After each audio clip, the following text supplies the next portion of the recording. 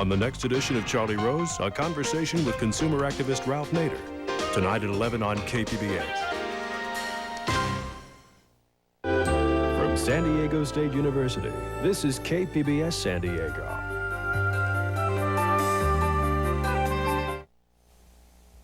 Funding for this program was provided by the Corporation for Public Broadcasting and by annual financial support from viewers like you.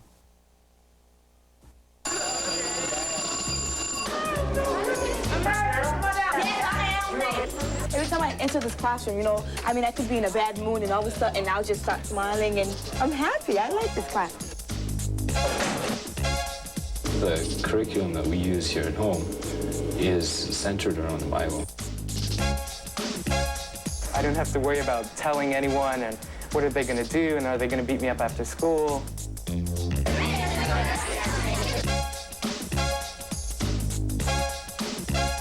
I can do it. I can graduate. I can do anything.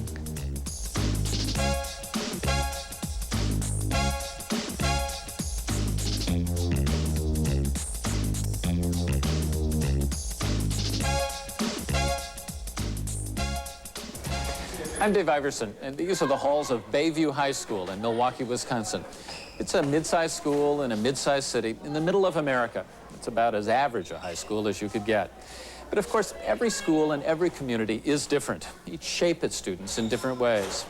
And so on May the 5th, 1993, public television stations all across the country set out to capture those differences by spending one day in the life of America's schools. What was May the 5th like in Broken Bow, Nebraska, or at a school for gay teens in New York City? How well does an experimental school in New Hampshire or a school for Indian youth in Washington State prepare its students for the future? What was May the 5th like in a religious homeschool in Minnesota or on an island off the coast of North Carolina? During the next hour, you'll meet some high school seniors who couldn't be more different, yet who also share many of the same dreams. We start at one of the oldest public schools in America. It's located in Cambridge, Massachusetts, and it's home to a high school senior named Adeline Rodin, who began the morning of May the 5th like this.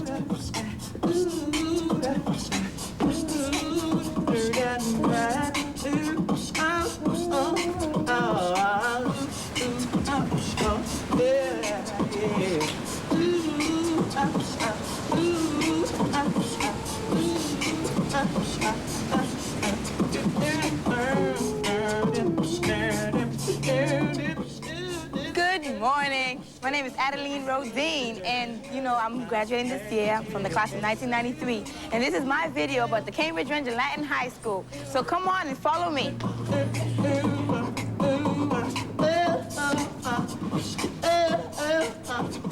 This is homeroom. Homeroom starts from 8:15 to 8:36. I usually come to school very late, so when I come in, I just check in quick, and by the time I check in, it's time to go. What's up, TJ? I like coming to this high school. It's just different. It's really big, and it's very diverse. There's like students from everywhere. I'm Haitian. I was born in Haiti, and I came here in 1982. Hey, girl, class is this way. Where you going? You're not going to class? Political science is very fun. We talk about different things and stuff. Like, we discuss different issues. And this is where I sit. And once they came into America, unless they brought a lot of money with them, which many of them didn't, okay, a lot of them started right at the bottom rung of the economic ladder. If I came here, I'd be disappointed because it's made out to be all over the world like it's some fairy tale. Do you think immigrants should have the same rights to dissent and criticism of our politicians as the American citizens? Okay, many of them had high expectations. The U.S. and Haiti are different.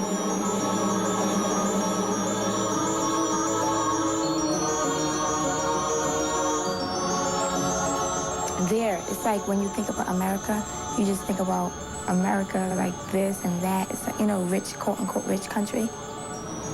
I'd watch a TV show and I'd see, people, like, they'll show America and you just look beautiful. My family came to this country to find the quote-unquote good life, but it didn't necessarily turn out that way. Am I going to overthrow America? No. Why? Because the system works for me. Is it working for you? No. Right, but that's what. No. No.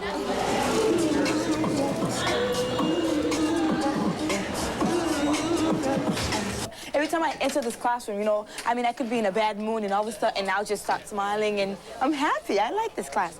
I love coming in this room. My pen says I'm a transformer, you see that? Teaching transforms lives. I am a transformer. Okay, serious business, folks. I need all of you. I'm doing my warm-ups right now. My friends, they always think that I'm gonna make it into the movie world or the TV world or something because I enjoy acting.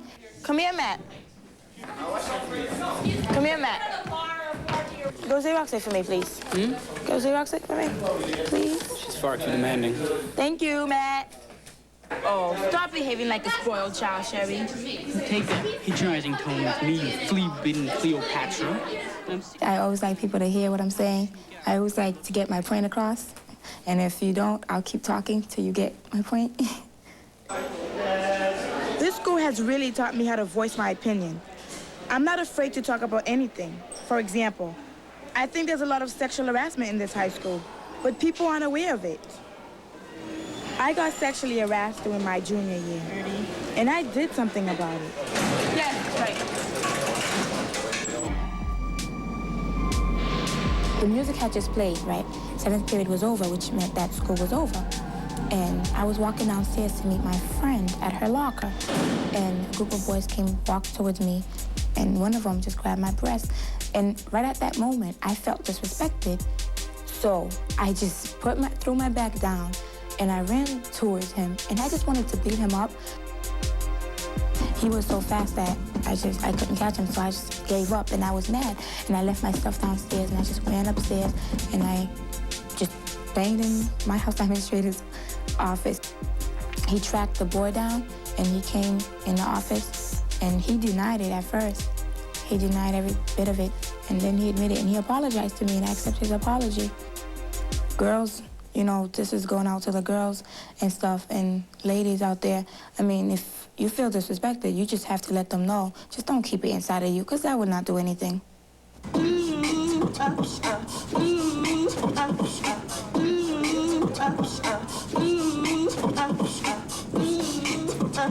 This is lunch A, and basically people just go off to eat different places, you know. Some people choose to stay in the cafeteria. Others just like hang around, you know, if it's nice out. All right, and now my friend and I, we're gonna do a little talking about boys. No, not about college. Yeah, college. My reputation as being a quote-unquote good kid in the school, I mean, is not just never having fun. I have fun too, believe me, I do. It's like, you know, I go out with my friends and just chill and bug out too, like everybody else do. It's just that there's certain things that I just choose not to do, and my friends respect that.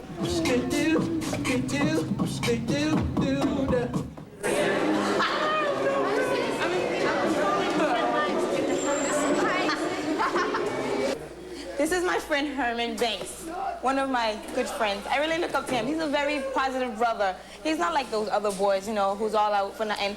He's all out for an education. Go ahead, Herman. I look up to her, too. She's a nice girl. Aw, thank you. Oh, I'm sorry. Thank you. Bye, Herman. There's this counselor here, Marvin Daniels, and I guess it's pretty much like a father to me. You know, we talk about anything. It's like everybody feels so close to Marvin. He trusts everybody. He leaves the door open. Like, people can just come in. Even if he's not in, people just come in. You know, he has, like, his keys and his stuff in the drawers, but he doesn't care. He just trusts these students. Marvin's one of the few black staff here, and he really gives us good advice.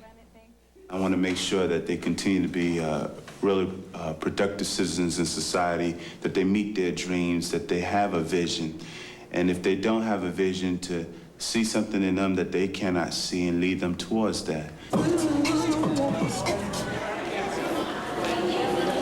This is my creative writing class, and I'm quite late, so she might be a little mad at me. All right?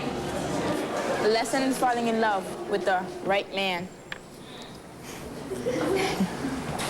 Study the man well and make sure he has a heart.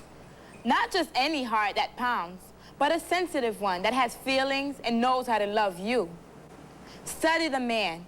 Make sure he is intelligent. not just school-wise. He has to be able to read you.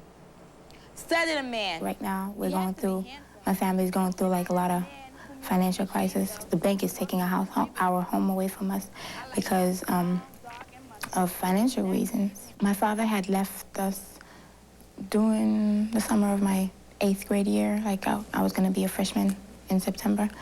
And he just left and went to Haiti and stuff. And it has been very difficult because my mother is the one that has to pay for the homes, the bills, take care of us and stuff. So.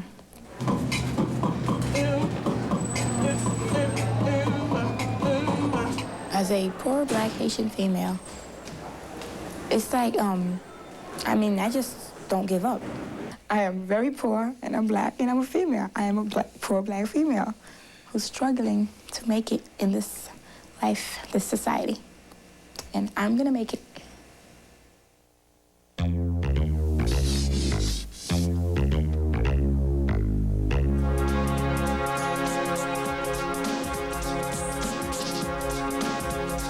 I'm gonna make it. That's always been the dream of America's newest immigrants. But next, we see how those same aspirations play out in one of those quintessential American locales, small-town New England. Amherst, New Hampshire comes complete with all the requisite New England imagery: town hall, white steeple, leafy trees. But Amherst has also decided to rework its entire high school, to throw out the old and start anew. We start our next story outside the classroom, with some tarpaulin and a new approach to education. Here, pull this side up. We got a snag. We got a snag. We had to dig a plot and rake the whole plot. It's been a time where we've had to work together, chop down some trees, go out there and, work with each other physically as well as mentally. It's been really interesting, just a different way of learning. There's like another 15 feet of tarp down here. Oh, it's not wet. Sorry.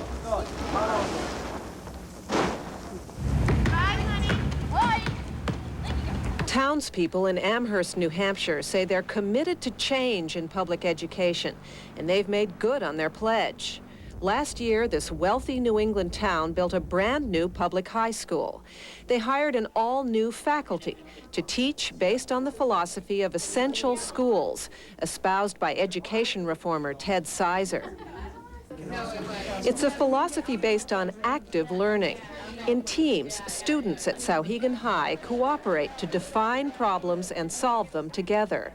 There's no tracking here, no separating the higher achievers from the lower. It's democracy in the classroom. It's democracy that plays out in big and small ways. The faculty here asked seniors to decide which of their classmates they would like to see profiled for this story. They chose Michelle Long. She feels inspired by the classes here in a way she never did at her previous school, a traditional public high school. There's no connection with the teachers. There's no real connection with even the material you learn. And here, I mean, you call your teachers by your first name in most cases, and the material, you really have to get into it. It's not just reading and taking a test. I mean, I rarely take tests at all. We do projects where we work with other students, and we really have to know the material because a lot of times we have to teach other students what we learned.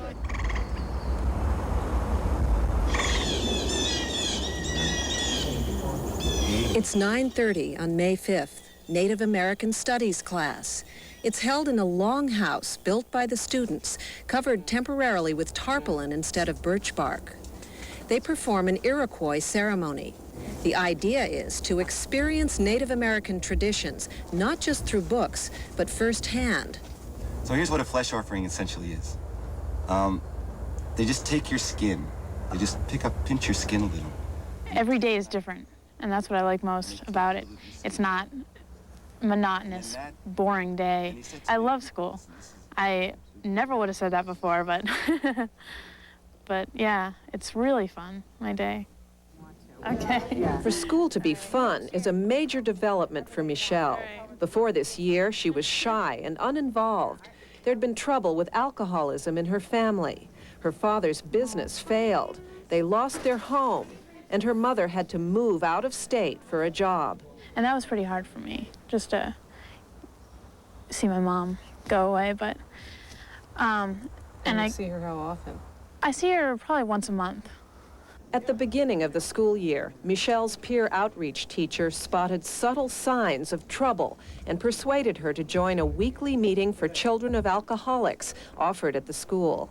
We're concerned about who people are in their whole person, their thoughts, their feelings, their experiences outside of school as well as in school, and helping them cope.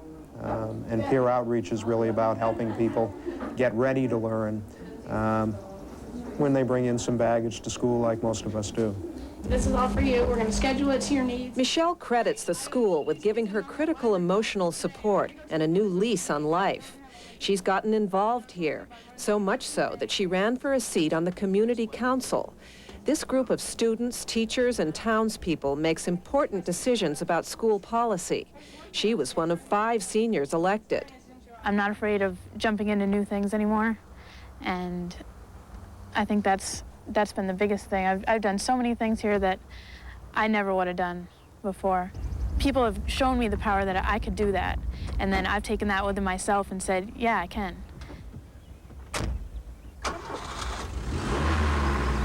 When classes end this afternoon, Michelle heads for the nearby city of Nashua. For her senior project, she takes 4 children from an afternoon Y program and works with them. Happy. Happy? Crazy. Yeah. Crazy? Crazy. Next. Feelings are modeled in clay and explored. Do you get a mad face, or do you just get mad inside?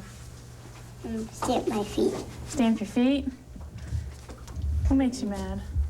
My mom and my dad. Yeah, what do they do? In the community of Amherst, there are concerns that the new high school program is too easy, that it's not strong enough on academics. It's been easy, but yet it's been hard because you really have to think.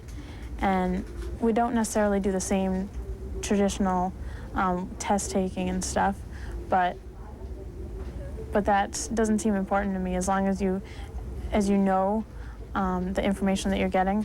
By contrast, Michelle recalls an American history class at her former high school.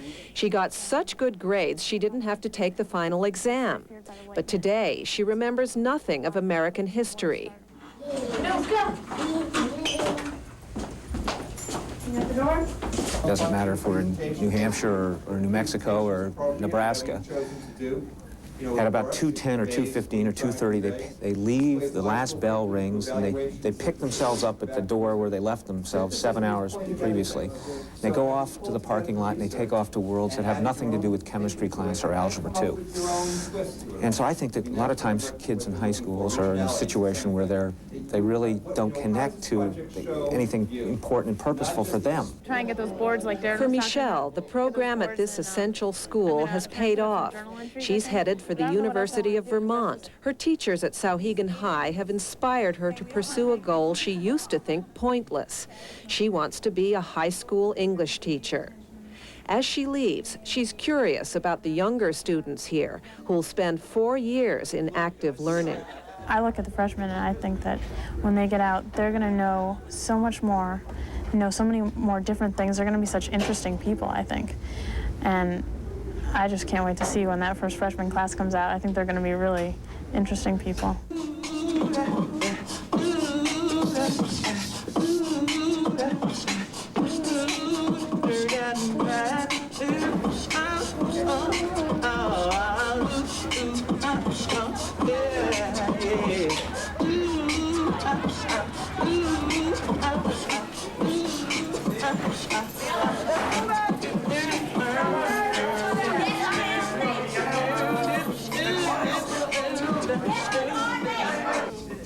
How well will that last school, Sauhegan High, prepare kids for the future? As the community of Amherst, New Hampshire continues to debate that question, some parents elsewhere are opting for an even more radical solution. They're taking their kids out of school altogether. For them, it's not only a matter of high school curriculum that's questionable, it's the entire high school experience. Why, these parents reason, should peer group pressure be more important than parental standards? So next, the morning of May the 5th at the Lindstrom household in Rochester, Minnesota. Participants in a growing movement called homeschooling, in a place where the school day begins at dawn. I usually get up between 5 and 6. We usually read together starting between 6 and 6:30. Each morning as part of the stuff that we do together as a family, we read 5 Psalms and a proverb. The curriculum that we use here at home is centered around the Bible. Our bankruptcy law is God's way of disciplining debtors and creditors. The curriculum that we use takes a verse from the Bible and applies it in different ways to different areas of our lives. On May 5th, David Lindstrom had just turned 18. He was looking forward to graduation and to his graduation present, a trip to Russia with a group of missionaries. I'm interested in doing it because the Russian people have been unable to get their hands on the Word of God, I guess. Well, I think that the Bible's the basis for everything just about everything I do. And I wish it were the basis for everything I did do. If I could constantly think about the Bible and what it has to say about every decision I make, I could. I'm just about guaranteed success in life. He says he'll live at home a few more years while he goes to community college. He's aiming for a career in computer science, like his father, Dean. Why don't you put that in the microwave and just zap it for a minute? You know, Ruth Lindstrom traded a career as a social worker to teach her 4 children at home. we took the children out of school because our worldview really differed from the public schools' worldview. The children began learning at home before Stephen, the youngest, had started school. Amy, now 15, was in kindergarten, David had completed 2nd grade, and 19-year-old Sarah had just finished 3rd. I became really concerned about Sarah already is more concerned about relating to her peers than to us, her primary social institution. What will she be like when she's an adolescent? And David was just showing more and more negative social reactions to us, to just all of life. David's problem, according to his mother, was that he was bored at public school. He was doing number combinations of 3 + 2 = 5 at school and having to do 3 pages of that, while at home he was doing division problems with his dad for fun at dinner and things. C squared plus A squared is B squared, or C squared plus B squared is A squared, or, David? 25/7 squared, or 25/7 + 1/4. David takes high-level math classes at Rochester Community College. On May 5th, he sat front and center during calculus. As a high school senior, he aced 5 math and science college-level classes. His parents attribute his success to the foundation they laid at home. He studies constantly to get good grades and to learn. When we asked him what he does to relax, he told us he studies some more. Fractal geometry is his favorite hobby. It's not predictable, and yet it is. I mean, it's such a simple equation can be so complex. David has had to learn to do research, and he's probably better equipped for independent thinking now and independent work than he would have been if we'd forced him into a group setting where he had to conform to group standards, which sometimes are kind of mediocre. From Bible study on, the day is organized so no time is wasted. Stephen prepares breakfast and David practices piano while Dean checks Amy's math homework. The morning mealtime isn't just for eating, there's Russian to be learned. Miska. Miska. At the piano teacher's house, David tackles Mozart while Amy works on her math some more. In the afternoons, Sarah teaches, David studies, and Ruth rides herd. You guys, can you come in about 20 minutes? Do you have a watch, or should I ring a bell, or what? I'll holler, okay? Okay, we'll see you. I think the home is the best place to see character built in children, and that's more important than academic skills. When we first took the children out of school, I was really concerned about their socialization skills. Now, that would be the first reason I would take the kids out of school, because I realize now that what we're doing is training our children for adulthood, and other semi-socialized children are not the best way to achieve that goal. In the Lindstrom household, the goal is everything. Here's David on the subject of dating. I don't see any practical purpose for dating. People say that the real reason for it is to meet your future spouse, but I don't think that dating really accomplishes that purpose. If the Lord wants me to be married, then He'll show me who He wants me to marry.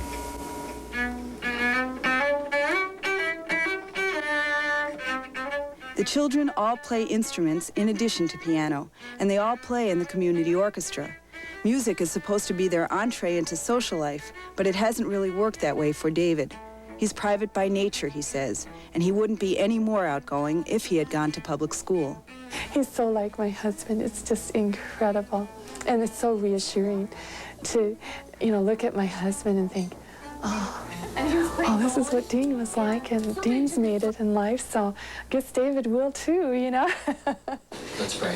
Father. For dinner, Sarah has prepared a discussion of Renoir. She graduated in '92, but the family believes in continuing education.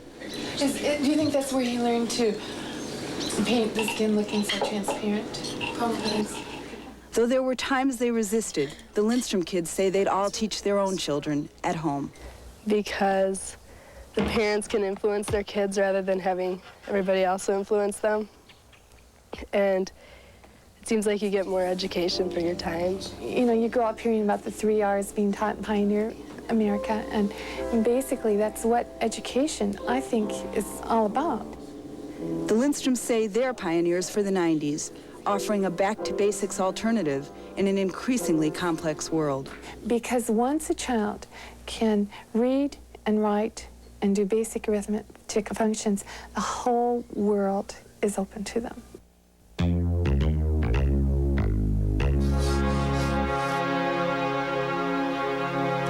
David Lindstrom has in his homeschool a sense of purpose and community. And sometimes entire school communities are formed to provide a safe haven, a place where students with different worldviews can be themselves without fear of negative peer pressure. Such a school can be found 1,000 miles from Rochester, Minnesota, in the heart of Manhattan. It's the Harvey Milk School for gay and lesbian teens, a place where high schoolers Mary and William are getting ready to face the future.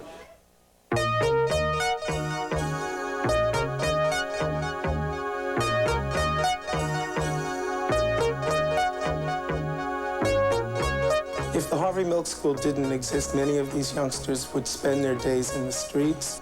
They might hang out in the piers. They might be looking for Johns. They might be hustling. They would not be finding employment, most of them, because they would be without high school diplomas. Unfortunately, so many schools are alien to our kids, where these kids find no representation of themselves. I remember this one instant in my old health class. The teacher wrote the word homosexuality on the board, and the whole class went crazy. And he used the word homosexual in the beginning, and then after that, throughout the class, he used the word faggot. He's like, these faggots this, and when I was young, I used to go beat up these faggots, and then the whole class was cheering him on, and I was just sitting there totally crushed. In my old school, there were 3,000 kids. There was a student there, the one student there that was openly gay, and I think my worst fear was to be treated like him. I mean, he was constantly ridiculed. The Harvey Milk School was opened in April of 1985. The Institute for the Protection of Lesbian and Gay Youth had a drop-in center. They noticed that many of the children were showing up before the end of school, some of them as early as 10 or 11 o'clock. Kids said, well, it's not safe to go to school. We can't go there. We're not happy there. We're not wanted there. And so the Institute worked with the Board of Ed to establish the Harvey Milk School.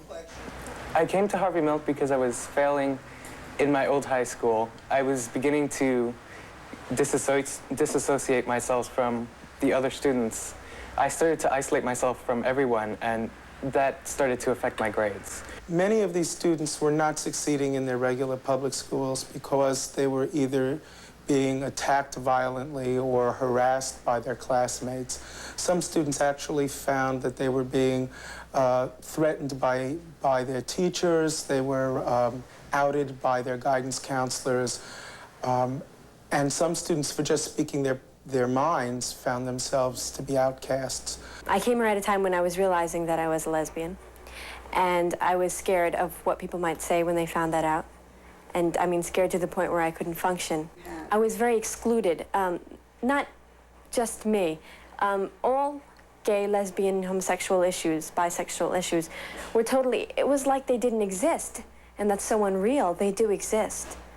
And I never learned that who I was, it was okay. I never learned it was okay to be who I was. And we're going to be reading 2 sonnets today.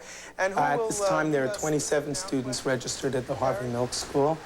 We have 3 girls and 24 boys. Their ages range from 14 to a day before their 22nd birthday. Okay, what kind of compliments would you use in a love poem to someone you really cared about? The school basically has to meet the same requirements as every other high school. Many of the courses taught here are taught on an individualized basis, and the youngsters are responsible for teaching themselves. It encourages them to take on responsibility. It empowers them to teach themselves. The Harvey Milk School offers me a place where I don't have to worry about being myself. I can just be, whoever I am. I can come in, I can do my work without anyone bothering me, picking on the fact that, that I am gay. The kids come in and they can just talk about whatever. They don't have to worry, and if they have any problems, they can ask the teachers, because the teachers are supporting a gay-positive environment. So, there's no question of the teacher's not going to relate to me, or, do I have to worry about bashing? Because it's not going to happen. The Harvey Milk School makes an effort to train the kids in certain marketable skills. We deal with real issues, real subjects. Reading, writing, and arithmetic are our major concerns. We try to teach self-respect, and we try to teach respect of others, regardless of differences in culture, religion, or gender, or just attitude. We try very hard to prepare our kids for the very real and sometimes hostile environment outside these doors. And I think we do a pretty good job. I think Harvey Milk just is a school where you just have to work on your self-esteem, first of all. A lot of the kids come in and they're really down. They were put down in their old high school. They don't know how to deal with a lot of stuff. And then they come in and they see this environment where they can be themselves. And just, it builds on self-esteem first, and then it builds on education, and then it builds on getting you out of high school and working outside of high school and having to deal with everyday life outside. What are you going to do after you graduate? And I think it's done a pretty good job, because I came in with absolutely almost no self-esteem at all, and now I have a pretty decent self-esteem. The New York City Board of Education failed to teach me about who I was 25 years ago. I didn't find out about being gay until I was 20. And I didn't have an easy time of it once I found out about myself. Now I find that I'm a gay teacher teaching gay students, not necessarily about being homosexual, but at least watching them and seeing that they are able to talk about their needs and their fears and their confusions and their joys. And I feel tremendously blessed. It's like a dream come true. I'm the luckiest guy in the world. I had a half a year left of school, and I almost didn't make it. I don't know what I would have done if the Harvey Milk School didn't exist. I'm going to go to college in the fall. In 10 years, I see myself as an actress. I see myself with a diploma, hopefully a master's. I see myself with children, with my girlfriend or my wife. I see myself as a political organizer. I'll never give up trying to end homophobia. I see myself trying to set up more schools like Harvey Milk in states that need them desperately. I needed an outlet for the things that I was seeing, the things that I was feeling. And I found photography was one way of me doing that. After I graduate, I'm hoping to go to an art school. I'm pretty much involved in doing photography for myself. I'm hoping to pursue that field and go into that. I just hope that in 10 years I have a basic middle-class lifestyle. The American dream of what is right.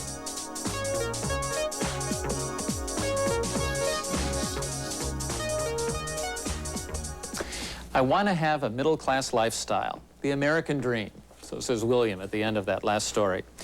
No matter the place, no matter the circumstance, high school seniors dream of making it in America. It's a hope we heard repeated over and over again on May the 5th, a dream that seems best nurtured by supportive teachers and a sense of place.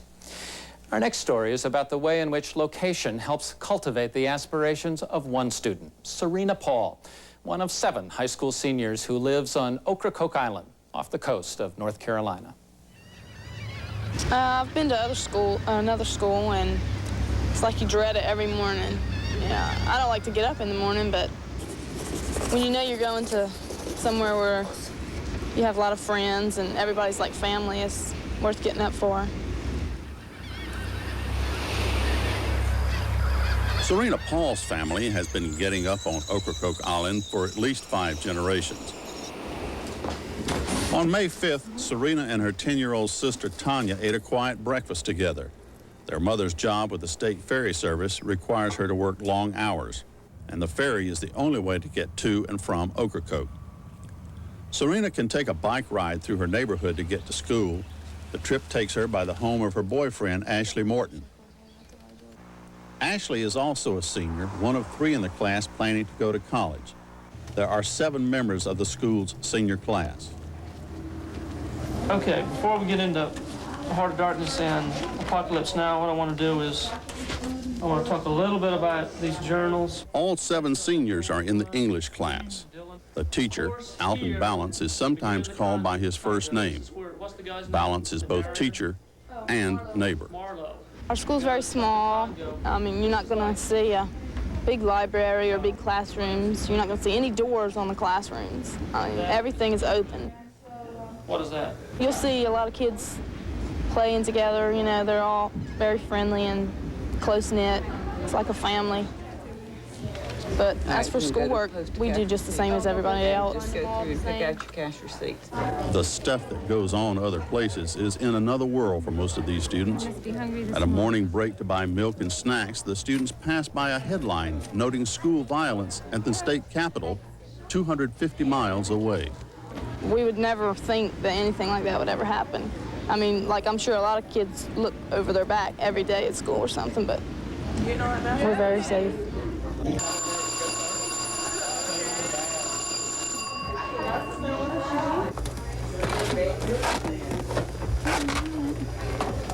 In Algebra 2, they just gave you numbers, and those numbers you manipulated and got an answer.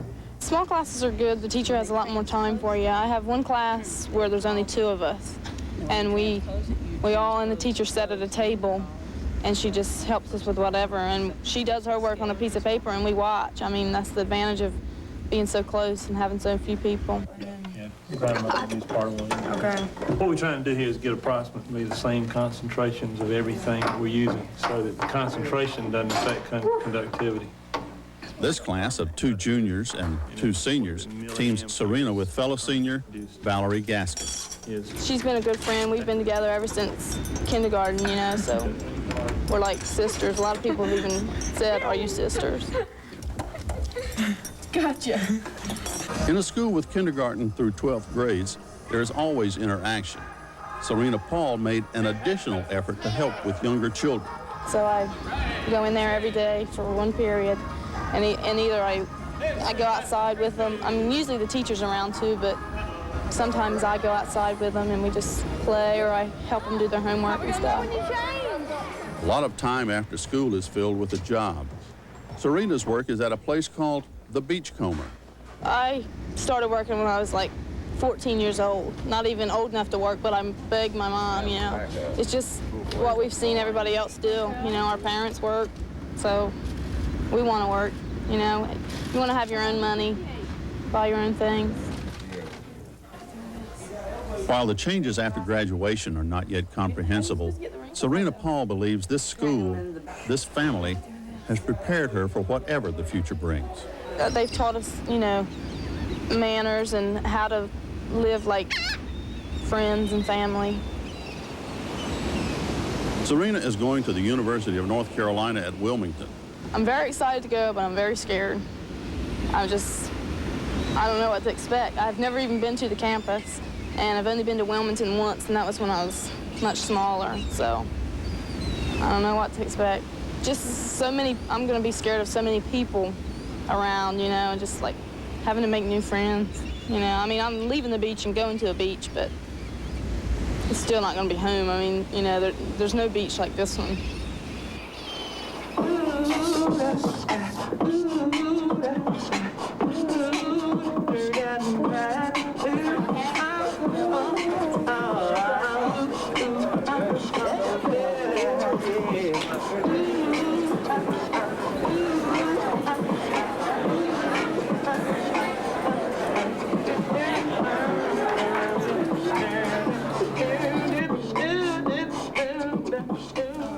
As you'd expect, the graduation rate at Serena Paul's High School on Ocracoke Island is high. Dropouts there are few and far between. But for many teens, getting through high school is far from a given.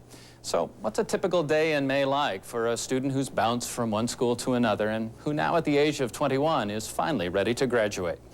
Our next story comes to us from the Lummi Indian Reservation in Washington State. When I went to public school, it was just kind of like I was just there and nobody really cared. And they didn't really want to talk to you or anything. They didn't want to teach you.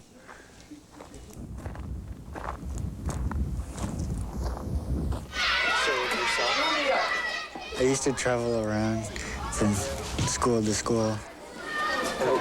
I was kicked out of Ferndale and Bellingham and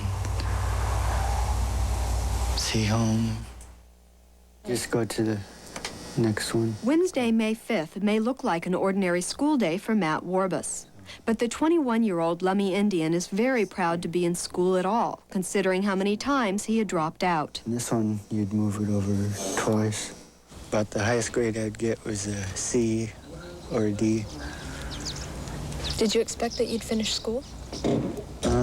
Not when I was in public school.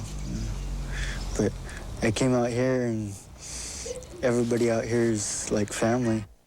That wasn't the case in the public schools, where being different was a problem. I'd be walking by people, someone say, hey, there goes that Indian. There goes an Indian, or something like that. And they'd make some kind of smart remark about that. Liquid has volume but no shape of its own, and takes the shape. Matt came to us a little bit older than you would think of the normal person to come to high school, and with practically no record of high school credits behind him. Paul Avery is acting principal at the Lummi Middle College High School in Bellingham, Washington. The high school, run by the Lummi tribe, is an educational safe haven for Indian teens who have often had disastrous experiences in public schools.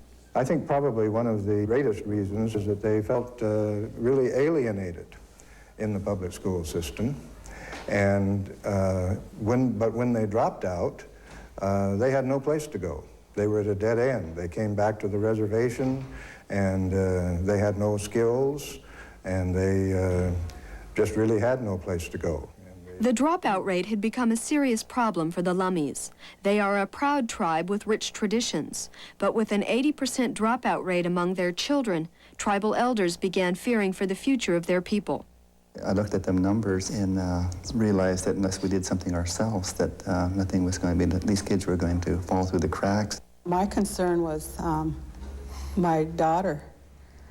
She was pushed out of the public school, and she had nowhere to go out here. Willie and Josie Jones felt that it wasn't enough to have a tribal elementary school, that high school kids also needed their own school. They launched a community campaign, and against all odds, in 1988, the tribal high school opened its doors. Okay, I'll be... For Matt, the new high school offered a perfect opportunity. After moving around aimlessly for a few years with no place to really call home, he had just settled down with his aunt and grandmother. What's Loretta have planned for you? And the combination of a stable home life and the tribal school helped foster a new sense of self-confidence. When I went to white schools, or public schools, I mean, I didn't want to learn. And there's one guy that changed that for me, that used to work out here. And he always told me, you can do it. And every day he goes, you can do it, you're good. And he goes, keep telling yourself that. You can do it, you're good. 1 square yard equals 9 feet square. In some ways, Lummi Middle College High School is no different than any other high school. Seniors like Matt must complete all the same credits required by Washington State for graduation. But it's not just about academics. It's also about redressing an educational system that in the past has meant forced assimilation, racism, and neglect. Paul Avery has witnessed the results. Kindergarten, you'd have 20 white youngsters in a kindergarten and 20 Native Americans. By the 8th grade, you'd have 20 white youngsters and 8 Native Americans. And by high school, you'd have 20 white youngsters graduating and 2 Native Americans. So at the tribal school, Native American culture is the basis for the educational program, not just an extra credit. Did you learn a lot talking to different people? Matt, for example, combines his love of traditional art with his core classwork. This one time he was saying it was real windy for a long time, and so he carved a wind mask. He not only carves for art class, he writes about the tradition for English class. A long time ago, in the 1800s, they took away everything, actually. And I would like to try and bring as much as I can back from the past. If I don't keep this up, then we could probably lose it forever. Matt plans to continue studying art after graduation. He's also interested in electrical engineering, and he takes special pride in beating the dropout odds that nearly claimed his future. Here I am. I'm about ready to graduate high school. I'm finally doing it.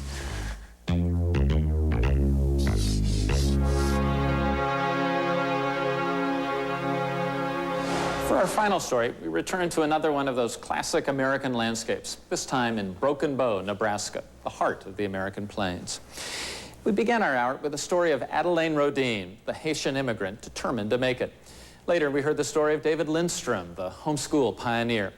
And so we thought we'd conclude in a community founded by both immigrants and pioneers, a place where a sense of history remains a part of future dreams. It's the story of Destry Oxford in Broken Bow, Nebraska.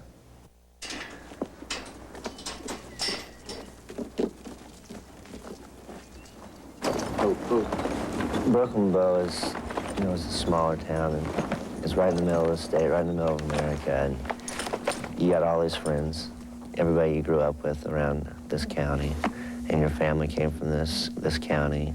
There's, you're rooted down in this area so much that it's kind of hard to leave.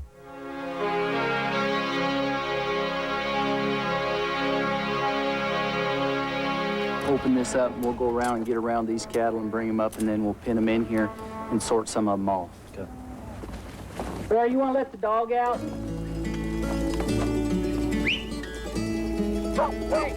Destry Oxford is from Broken Bow in Custer County, Nebraska. A little over 100 years ago, this was the frontier. A few months before the county was founded, in 1877, General George Armstrong Custer was killed at the Battle of Little Bighorn, a few hundred miles away. Destry Oxford's roots do run deep here. His great-grandfather Herbert helped pioneer Custer County near the turn of the century, when Custer County had almost 250 one-room schools. Custer County still has 8 one-room schools. Destry Oxford attended Burr Oak from kindergarten through 6th grade. Today there is trouble on the old frontier. In the last 50 years, Custer County has lost almost 50% of its population. Many of them, its best and brightest young people like Destry Oxford. But Destry is a good example of a new phenomenon on the plains. After 50 years of going off to the big cities, more and more young people are wanting to stay and make a life in these small communities.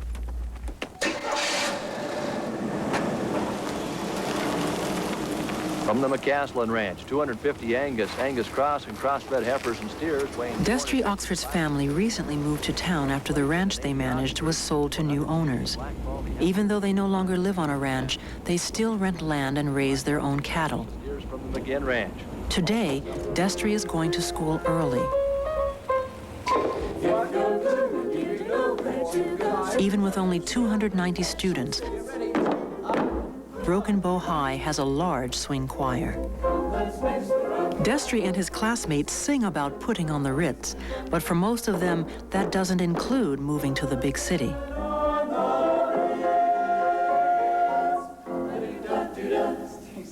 It seems like there's so much confusion in a bigger city, and everybody wanting to go in all directions, and I'd probably get lost. Destry is far from the only one who isn't attracted to big city life.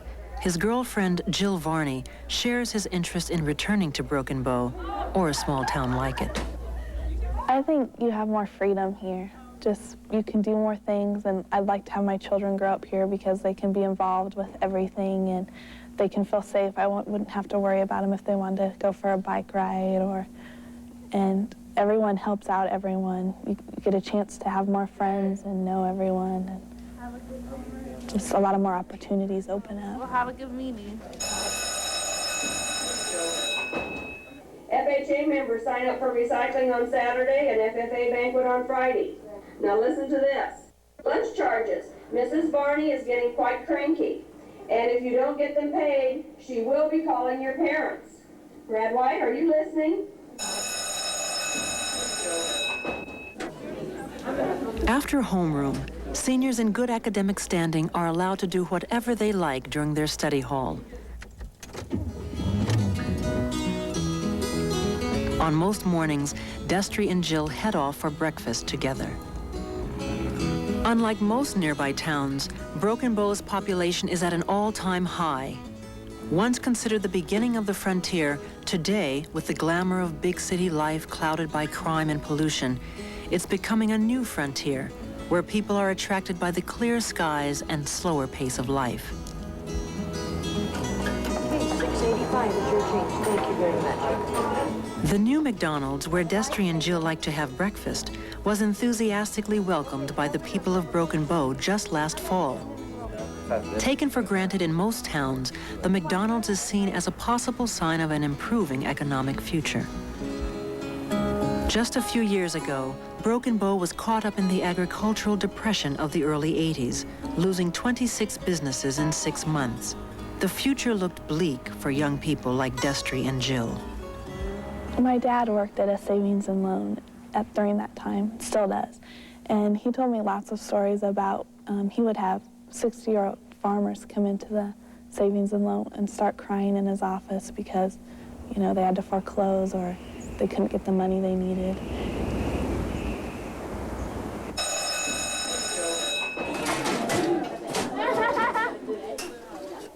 Even though Destry and Jill are not interested in a future in agriculture, they both want to return to Broken Bow after college.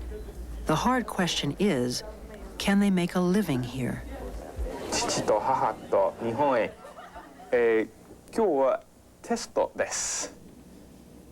There may be a new vision on the old frontier.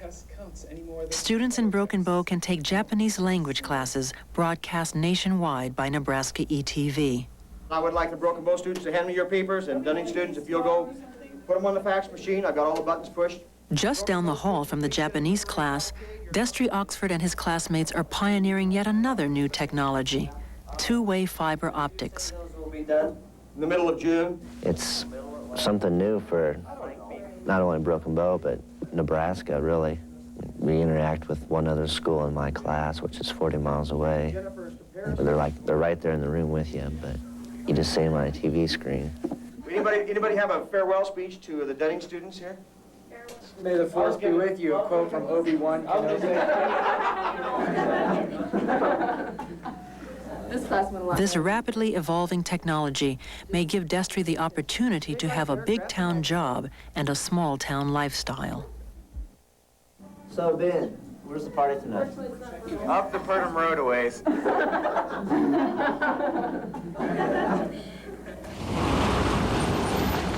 After school in the evening, Destry and Jill cruise Main Street in Broken Bow. They are both planning on going to a small Midwestern college. Neither plans to study agriculture. But even with the economic uncertainty, they are optimistic about a small-town future. In the community, they teach you how to work hard and believe in yourself, and if you work at it, you're going to get there. Even if you are from a small town, if you want to move on, I think they really show how you can do that. You're on your own level. It's your world. You can go how fast or how slow you want to.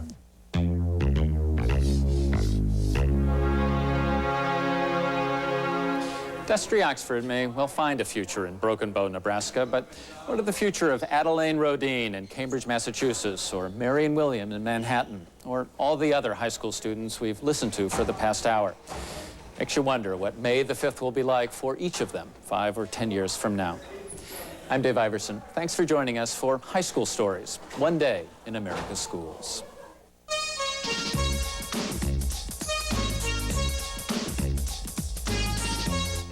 High School Stories will be repeating tonight at midnight on KPBS. And coming up next at 10, we'll have a concert by one of this century's outstanding music talents. A concert by 13-year-old violinist Sarah Chang, the young virtuoso, next on KPBS.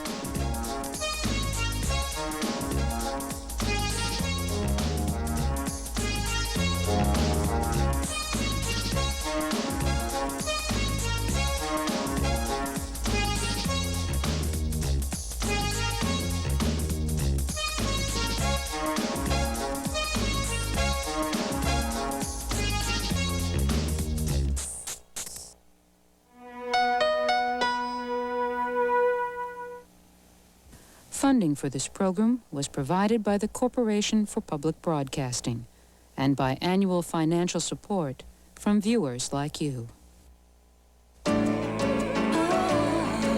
This is PBS. This fall, be a part of a special family reunion.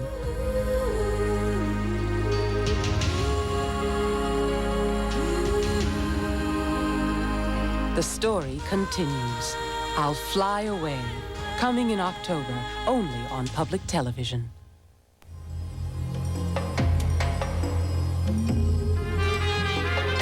In a time when issues and events crowd our lives and personal concerns cloud our vision, public television reminds us that our world remains a place of endless wonder.